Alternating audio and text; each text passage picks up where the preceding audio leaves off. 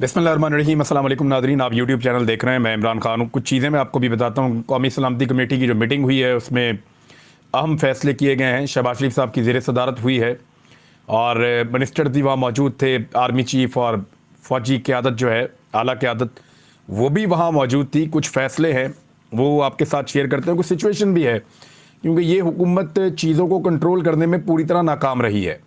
हुकूमत देखती है एस्टेब्लिशमेंट की तरफ के एस्टेब्लिशमेंट अब इन मामलात को चलाए और एस्टेब्लिशमेंट अब जान छुड़ाती है कि ये खुद ही इस मुल्क को चलाने के काबिल हों और चला दें, लेकिन जो लोग आ गए हैं ये भानमती का कुंभा पाकिस्तान को नहीं संभाल सकता। लेकिन पहले इमरान खान साहब से सारे क्यों डरते हैं, क्यों भाग रहे हैं, मैं आपको सिर्फ एक वीडियो दिखाता हूँ छोटी सी। और ये वीडियो जो है वो सिंध से है और इसको अली हैदर जैदी ने इसको ट्वीट किया है। और ये सिंध का इलाका नवाबशाह, ये वहाँ की एक वीडियो है। ज़रा इसको देखें आप। ऐसे लग रहा है ना जैसे मुफ्त लोग खाना लेने आए हैं या कोई आटे की लाइन लगी हुई है या कुछ बांटा जा रहा है, तो ऐसा कुछ नहीं है। ये लोग अपने आईडी कार्ड्स लेकर आए हैं और पाकिस्तान तहरीक-ए-इंसाफ में शमूलियत करना चाहते हैं, पाकिस्तान तहरीक-ए-इंसाफ का हिस्सा बनना चाहते हैं। ऐसा कभी नहीं हुआ। लोग घरों में जाते हैं और घरों में जाकर कोशिश करते हैं कि लोगों को अपनी पार्टी का हिस्सा बनाएं, उनके घरों में जाकर। और यहाँ पे जो पाकिस्तान तहरीक-ए-इंसाफ का कैंप लगा हुआ है, वहाँ पे ख़वातीनो हज़रात, किस तरीके से बुजुर्ग लोग, नौजवान किस तरह धक्के खा रहे हैं और एक जम्बे गफ़ीर है। इस तरह तो लोग पॉलिटिकल पार्टीज़ में शमूलियत नहीं करते। तो ये है पाकिस्तान तहरीक-ए-इंसाफ और सिंध नवाबशाह। अब आप अंदाज़ा कीजिए कि क्यों सारे के सारे इंतखाबात से भाग रहे हैं। ये वो मनाजिर हैं जो सबको इंतखाबात से भागने पर मजबूर कर रहे हैं। जो कमेटी के अंदर जो एक नेशनल सिक्योरिटी कमेटी जो बैठी और वहाँ जो मीटिंग हुई, उसके ऊपर जो फैसले किए गए, उसकी कुछ चीज़ें मैं आपके सामने रखता हूँ। आपको भी ज़रा थोड़ी हैरत होगी कि जो बड़े अहम फैसले सामने हैं उनमें एक तो ये है कि सोशल मीडिया के ऊपर अब कार्रवाइयाँ की जाएंगी। और ये जो कार्रवाइयाँ की जाएंगी इसके लिए इदारों को कह दिया गया है, यानी मईशत को निशाना बनाने वाले सोशल मीडिया अकाउंट्स के खिलाफ कार्रवाई की जाएगी। हैरत है वैसे मुझे। और उसमें एक टिक्कर मैं ये पढ़ रहा था और जो उसके अंदर से ज़राए से खबर निकली वो ये भी है कि मुल्क की बदनामी का बाइस बनने वाले अनासर को भी टाइट किया जाएगा सोशल मीडिया पे। यानी जो लोग मुल्क की बदनामी का बाइस बन रहे हैं उनके खिलाफ कार्रवाई की जाएगी। नॉर्मली कैसे लोगों से इनको शिकवा है? नॉर्मल यूथ पाकिस्तान की जो यूट्यूब और फेसबुक पे अपने ख्यालात का इजहार करते हैं, जो ट्विटर के ऊपर सवालात उठाते हैं और उनके ऊपर कहा जा रहा है कि वो मुल्क को बदनाम कर रहे हैं। यानी मुल्क की बदनामी पाकिस्तान की यूथ, पाकिस्तान के आम लोग, पाकिस्तान के वो लोग जो कहते हैं इलेक्शन कराओ, पाकिस्तान के वो लोग जो कहते हैं कि 2 नंबरी बंद करो, वो लोग जो कहते हैं महंगाई और बेरोजगारी तुमने बढ़ा दी है, उन लोगों को उठाकर अब टाइट किया जाएगा, उनके खिलाफ कानूनी कार्रवाइयां की जाएंगी। इस किस्म के फैसले किए गए हैं। लेकिन सवालात उठाने से मुल्क की बदनामी होती है और रजीम चेंज ऑपरेशन करते वक्त मुल्क की बदनामी नहीं होती। कपड़े उतार कर लोगों का तशद्दुद करते वक्त मुल्क की बदनामी नहीं होती। इंसानी हकूक़ की खिलाफ वर्जियाँ ओपनली करते वक्त मुल्क की बदनामी नहीं होती। चादर और चार दीवारी का तकद्दुस पामाल करते हुए मुल्क की बदनामी नहीं होती। ख़वातीन और बच्चों के ऊपर तशद्दुद करने से और बाकायदा उनके ऊपर आंसू गैस फेंकने से, उनके घरों में घुसकर उनके बेडरूम्स तक जाकर उनको हरासा करने से मुल्क की बदनामी नहीं होती। एक सेनेटर, उसके ऊपर 50 के करीब मुकदमे कर दिए और कभी इस सूबे में कभी उस सूबे में उसको भगाया जा रहा है, उससे मुल्क की बदनामी नहीं होती। उसकी और उसकी अहलिया की प्राइवेट वीडियो निकाल कर उसकी बेटी को भेज दी गई, इससे मुल्क की बदनामी नहीं होती। उसने रोते हुए प्रेस कॉन्फ्रेंस करके इंसाफ मांगा, उसको इंसाफ नहीं मिला, उससे मुल्क की बदनामी नहीं होती। उसामा बिन लादन पर अमेरिका ने यहाँ पाकिस्तान के अंदर ऑपरेशन किया, उस वक्त के वज़ीर आज़म ने अमेरिका को मुबारकबाद दी, उससे मुल्क की बदनामी नहीं होती। मनी लॉन्ड्रिंग पाकिस्तान के सियासतदान करते हैं, उनके ऊपर केसेस बने हुए हैं, उससे मुल्क की बदनामी नहीं होती। खुद साख्ता तौर पर लोग जिला वतन हो जाते हैं, 4 हफ्ते की इजाज़त लेकर 3 साल से पाकिस्तान वापस नहीं आ रहे और जिन मुल्कों के अंदर हैं वहाँ पे पाकिस्तानी रोज़ाना एहतजाज करते हैं, उससे मुल्क की बदनामी नहीं होती। साबिक वज़ीर आज़म पर गोलियाँ चल गई और वो अपना मुकदमा दर्ज नहीं करवा सका, उससे मुल्क की बदनामी नहीं होती। सहाफ़ियों पर पाकिस्तान की ज़मीन तंग कर दी गई, उनके ऊपर 50 से ज़ायद मुकदमात किए गए और एक सहाफ़ी जो शानदार आदमी था वो कीनिया की सरजमीन के ऊपर शहीद हो गया, उससे मुल्क की बदनामी नहीं होती। इलाज के लिए ये लोग पाकिस्तान से बाहर भागते हैं, छोटी सी सर्जरी करवानी है, एक इलाज करवाना है, बाहर जाना है अमेरिका में, यूरोप में, उससे मुल्क की बदनामी नहीं होती। एमल कांसी को, यूसुफ रमजी को और आफिया सिद्दीकी को अमेरिका के हवाले किया गया, और भी बहुत सारे लोगों को, उससे मुल्क की बदनामी नहीं होती। चंद दिन पहले आर्मी चीफ की तैनाती के हवाले से 1-1.5 महीने तक इस मुल्क में जो ड्रामा लगा रहा, उससे मुल्क की बदनामी नहीं होती। ज़मीनों की मंडियां लगाई जाती हैं, उससे मुल्क की बदनामी नहीं होती। साबिक वज़ीर आज़म का बेटा, वीडियो मौजूद है कि अरकान असम्बली को खरीद रहा है भेड़ बकरियों की तरह, उससे मुल्क की बदनामी नहीं होती। हमारी एस्टेब्लिशमेंट सियासी इंजीनियरिंग करती है, उससे बदनामी नहीं होती। जिस बाप और बेटे के ऊपर फर्द जुर्म आयद होनी थी, बाप को वज़ीर आज़म और बेटे को वज़ीर आला बनाने से मुल्क की बदनामी नहीं होती। मफरूर इश्तिहारी को एयर फोर्स के तैयारे में वापस पाकिस्तान लाया गया और उससे हलफ लेकर उसको वजीर बनाया गया और उसने मईशत को तबाह कर दिया, उससे मुल्क की बदनामी नहीं होती।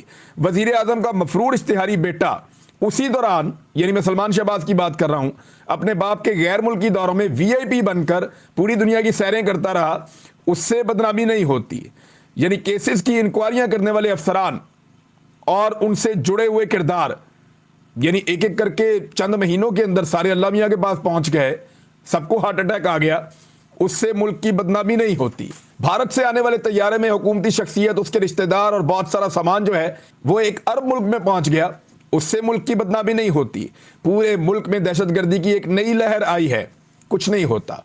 वजीर दाखिला खुद कह रहे हैं कि पाकिस्तान का वफाकी दारुल हुकूमत बिल्कुल गैर महफूज है, कि यहां पे एक दिन की सियासी एक्टिविटी नहीं की जा सकती, बल्दियाती इंतखाबात नहीं करवाए जा सकते, तो इससे मुल्क की बदनामी नहीं होती।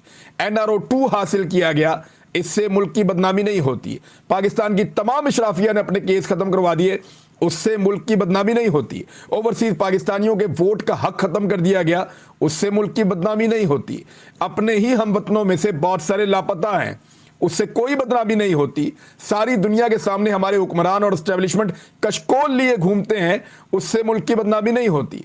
सैलाब ज़दगान को मिलने वाली इमदाद तक खा गए, उनका ख्याल नहीं रखा, उनको बेयारो मददगार छोड़ दिया, उससे मुल्क की बदनामी नहीं होती। मैं सैकड़ों ऐसी मिसालें दे सकता हूं, सैकड़ों, जिनसे पाकिस्तान की बदनामी नहीं होती। और बदनामी किस बात से होती है कि जब आप इन चीज़ों के बारे में सवालात करें। मैंने तो अभी सिर्फ 30 के करीब चीज़ें पूछी हैं, इन 30-35 चीज़ों से मुल्क की बदनामी आपको लगता नहीं होती? हाँ, सिर्फ इनके ऊपर अगर सवाल उठा दे कोई तो फिर मुल्क की बदनामी हो जाती है। मैं आपको डॉन अखबार की खबर बता देता हूँ, ये सुन लीजिए। पाकिस्तान के अंदर जो मईशत के ऊपर कहा जा रहा है ना, नेगेटिव खबरें फैला रहे हैं, भाई नेगेटिव खबरें फैलाने से क्या होता है, आपने नेगेटिव सारा का सारा करके रख दिया है, मईशत के पल्ले कुछ नहीं छोड़ा। दिसंबर में महंगाई की शरह 24.5% तक पहुंच गई है। मुल्क में महंगाई थमने का नाम नहीं ले रही, बल्कि आए रोज उसमें इजाफा देखने में आ रहा है। जबकि ताज़ा तरीन आदादोशुमार के मुताबिक सालाना महंगाई की शरह दिसंबर में 24.5% रिकॉर्ड की गई, जो गुज़िश्ता माह 23.8% थी। लेकिन नवंबर की निस्बत दिसंबर में महंगाई दोबारा बहुत ज़्यादा बढ़ गई है। और ये आदादोशुमार पाकिस्तान शुमारियात ब्यूरो यानी PBS की जानिब से जारी करदा आदादोशुमार है। और इसके मुताबिक कंज्यूमर प्राइस इंडेक्स के जरिए पैमाइश किया जाने वाला सालाना अफराते ज़र दिसंबर में 24.5% रिकॉर्ड किया गया है। पिछले साल की निस्बत कितना ज़्यादा है ये, पिछले साल बहुत कंट्रोल था। और जो चीज़ें बहुत ज़्यादा महंगी हो रही हैं, महंगाई में सालाना बुनियाद पर इजाफे की जो शरह है, जल्द जो ख़राब हो जाने वाली चीज़ें हैं या पेरिशेबल आइटम्स जिनको कहते हैं, खाने पीने की चीज़ें, उनमें कोई 56% का इजाफा हुआ है। ट्रांसपोर्ट के अंदर 41% का इजाफा हुआ है। तफरीह के मामला, जो लोग थोड़ा बहुत तफरीह पाकिस्तान में कर सकते हैं, उसमें 38.5% का इजाफा हुआ है। कुछ मशरूबात और जो तंबाकू, उनमें 36% का इजाफा हुआ है। जो खाने पीने की चीज़ें देर तक सर्वाइव कर सकती हैं, देर तक महफूज रह सकती हैं, उनमें 32.5% का इजाफा हुआ है। जो घरेलू सामान है उसमें 30% का इजाफा हुआ है। रेस्टोरेंट और होटल में अगर आप खाना खाते हैं तो 27.5% का उसमें इजाफा हुआ है। मुख्तलिफ अशिया जो आप इस्तेमाल करते हैं उनमें 26% का इजाफा हुआ है। अगर आप अपना इलाज मुआवजा करवाते हैं तो उसमें लगभग 18% का इजाफा हुआ है। जूते और कपड़े आप ख़रीदते हैं तो कम से कम 18% का इजाफा हुआ है। तालीम हासिल करने के लिए 11% का इजाफा हुआ है। اور بے شمار اور چیزیں ہیں جن کے اندر اسی طرح اضافہ ہوتا چلا جا رہا ہے. گزشتہ سال کی نسبت اگر آپ اس کو دیکھیں تو یہ کوئی سادہ اضافہ نہیں ہے, یہ بہت زیادہ اضافہ ہے, اور یہ چھوٹی موٹی بات بھی نہیں ہے. صدر پاکستان نے جو ایک بل تھا اس حوالے سے اس کو واپس بھجوا دیا ہے. میں نے آپ کو پہلے بھی بتایا تھا کہ اسلام آباد میں بلدیاتی انتخابات کا اب اس کے لیے کوئی جوائنٹ سیشن بلائیں گے اور کوشش کریں گے اس کو منظور کروائیں, کیونکہ اسلام آباد کے الیکشن سے ہر حال میں یہ امپورٹڈ حکومت بھاگنا چاہتی ہے. اگر اس الیکشن میں اتریں گے تو مزید پھنس جائیں گے اور برے حالات کا سامنا کریں گے. ایک اچھی خبر ہے آج کے دن میں, اعظم سواتی صاحب کو ضمانت مل گئی ہے اور ان کو رہا کرنے کا حکم دے دیا گیا ہے. اعظم سواتی صاحب نے اسلام آباد کے چیف جسٹس کے اوپر, اسلام آباد ہائی کورٹ کے جو چیف جسٹس ہیں ان کے بارے میں ایک تنازع کھڑا کر دیا تھا ایک خط لکھ کر, اور وہ یہ سوچ رہے تھے کہ اب وہ ان بینچز کا حصہ نہ رہیں.